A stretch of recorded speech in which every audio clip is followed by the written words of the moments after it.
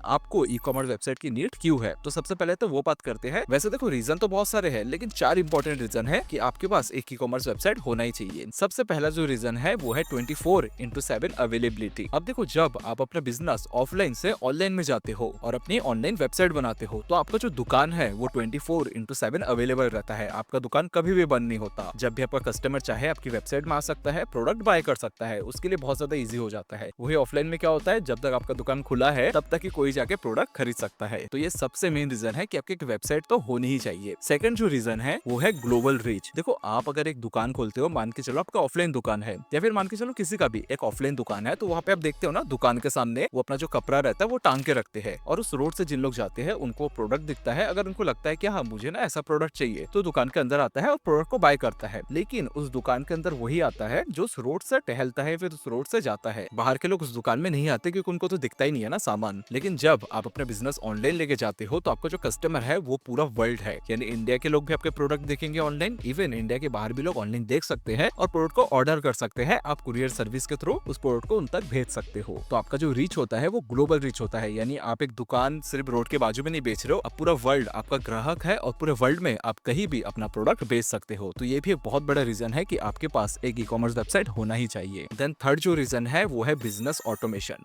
अब देखो, मान के चलो आपके एक ऑफलाइन दुकान है। अब एक कस्टमर आपके पास आया, आप उसको अपना माल दिखा रहे हो, अपना प्रोडक्ट दिखा रहे हो। वही दूसरा कस्टमर आ जाता है, तो उसको आप सेम टाइम में उसको तो प्रोडक्ट दिखा नहीं पाओगे ना। उसके लिए आपको और एक बंदा हायर करना पड़ेगा या फिर उसको बोलना पड़ेगा भाई तो रुक जा, पहले इसको दिखा दो फिर तेरे को दिखाऊंगा। और उसी के साथ अगर और एक कस्टमर आ जाए, 3 आ जाए, तो आप कैसे मैनेज करोगे। तो थोड़ी सी मुश्किल आपके लिए हो जाती है। लेकिन आपके पास अगर एक ई कॉमर्स वेबसाइट है, तो उस वेबसाइट में हजारों लोग एक टाइम में आ सकते हैं। आपको बस एक बार प्रोडक्ट लिस्ट करना है, उसकी डिटेल डालनी है, उसका इमेज अपलोड करना है। देन सारे कस्टमर ऑटोमेटिकली उस प्रोडक्ट को देख सकते हैं और जिसको खरीदना है वो डायरेक्ट वहां से खरीद सकता है। आपको 1 to 1 किसी से कन्वर्सेशन करने की जरूरत ही नहीं है। तो ये भी एक बहुत बड़ा फायदा है कि आपके पास एक ई कॉमर्स वेबसाइट होना चाहिए जहाँ पे अनलिमिटेड कस्टमर आ पाए और वो अनलिमिटेड प्रोडक्ट देख पाए, कोई भी लिमिटेशन वहाँ पे ना रहे। देन है फोर्थ रीजन, जो कि सबसे मेन है, वो है कॉस्ट इफेक्टिव। अब देखो, आप अगर ऑनलाइन प्रोडक्ट बेचते हो तो आपका बहुत ज्यादा पैसा बच जाता है। आप अगर ऑफलाइन दुकान खोलोगे तो यार दुकान का किराया लगेगा, वहाँ पे पानी का बोतल रखोगे, बिजली रखोगे, कांच वाच से फ्रेमिंग करोगे, स्टॉक अपने पास रखोगे, तो ऐसे बहुत सारे खर्चे आपके बढ़ जाते हैं। लेकिन वही अगर आप एक ई कॉमर्स वेबसाइट बनाते हो, तो उसमें आपको सिर्फ वेबसाइट का पैसा देना है और जो मेंटेनेंस का पैसा लगता है और जो कुरियर सर्विस होती है, बस वो छोड़ के आपको एक्स्ट्रा पैसा पे नहीं करना पड़ेगा। तो ये 4 रीजन है कि आपके पास एक ई कॉमर्स वेबसाइट होना ही चाहिए।